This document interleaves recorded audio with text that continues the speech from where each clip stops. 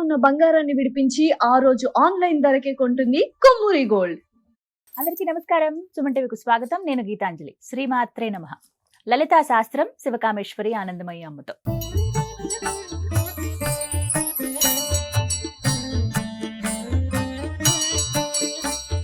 లలితా శాస్త్రం, లలితా సహస్రనామాల్లో ఉన్నటువంటి నామాలు ఎంతో విశేషమైనవి. ప్రతి నామానికి ఎంతో అర్థం ఉంది.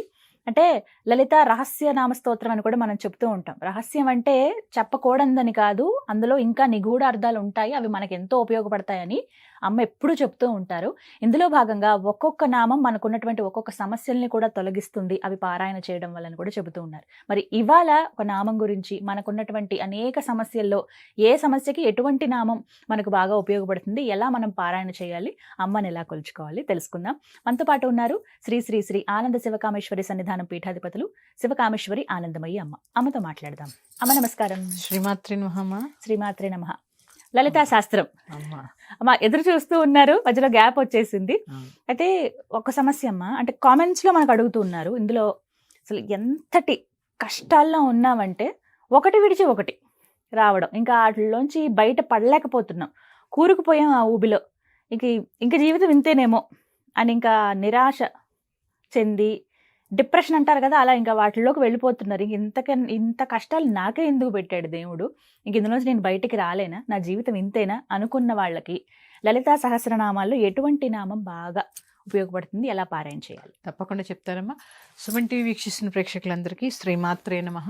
చాలా మంచి నామం అమ్మ. ఎందుకంటే కొంతమందికి అసలు ఎన్ని కష్టాలు ఉంటూ ఉంటాయి, ఒకదాని మీద ఒకటి రావడమే కాకుండా కొంతమందికి ఒక సమస్య ఉంటుంది, అది ఎప్పటికీ తీరదు, అట్లా కూరుకుపోతూ ఉంటారు దాంట్లో.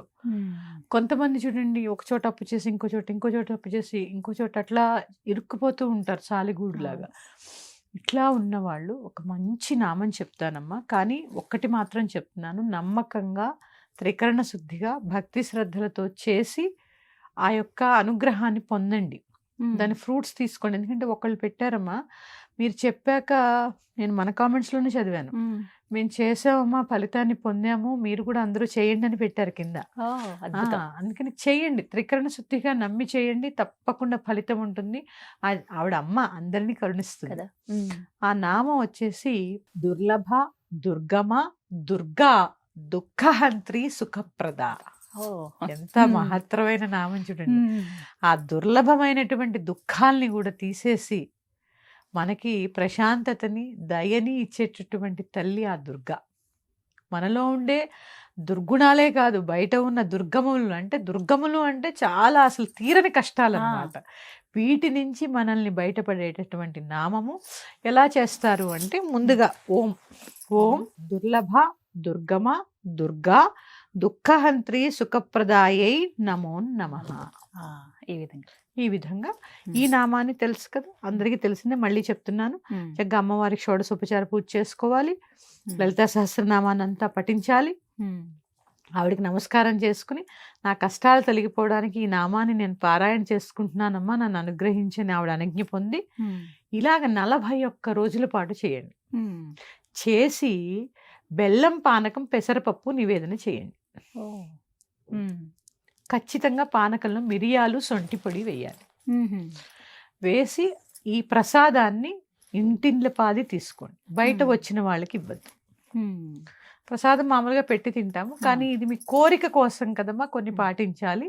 ఇంటిళ్ళ పాది దీన్ని తీసుకోండి. 41 రోజుల పాటు మీకు కుదిరితే 1008 సార్లు ప్రతిరోజు దీన్ని ఒక 3 మాలల కాలం సాధన చేయండి, జపంలాగా చేసుకోండి. చాలా అద్భుతమైనటువంటి నామము. చూడండి, మునిగిపోతున్న మనల్ని ఇలా తీసి బయటపడేస్తుంది ఆ తల్లి. అసలు నామం వింటేనే చూడండి అమ్మా ఎంత బాగుంటుందో. దుర్లభమైనటువంటి కార్యాలని కూడా దిగ్విజయంగా పూర్తి చేసేటటువంటి నామము ఈ నామము. తప్పకుండా ఆచరించండి. అమ్మ, ఒక సందేహం అందరూ అడుగుతున్నారు, ముందు లలితా సహస్రనామం పూర్తిగా చదవాలా అండి, లేకపోతే మీరు చెప్పినటువంటి ఈ నామం డైరెక్ట్ గా మేము అలా పారాయణ చేసుకుంటే చాలా అని అడుగుతున్నారు. లేదండి, చదవాలి. ఎందుకంటే ఆ నామాలన్నీ కూడా ఆవిడే, కానీ నీకు కష్టం వచ్చింది కాబట్టి, ఎందుకంటే అన్ని నామాలు అంతమంది దేవతలు. లలితా సహస్రనామంలో అన్ని నామాలు అంతమంది దేవతలు.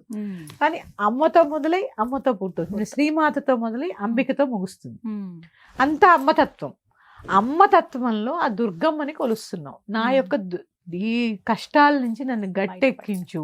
ఎందుకంటే దాంట్లో మీనాక్షి ఉంది, కామాక్షి ఉంది, చాలా ఉన్నాయి. దాక్షాయణి ఉంది, భవానీ ఉంది, పార్వతి ఉంది, వారాహి ఉంది, శ్యామలు ఉంది, అందరూ ఉన్నారుగా.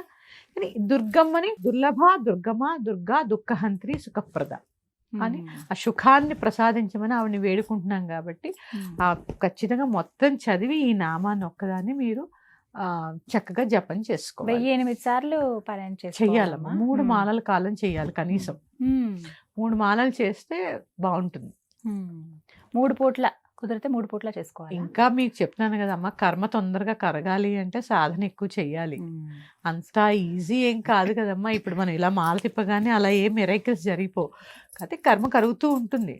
ఖచ్చితంగా శుభమైతే జరుగుతుంది. మరి యొక్క నామంతో మీ ముందుకు వస్తాను. శ్రీమాత్రే నమః. శ్రీమాత్రే నమః.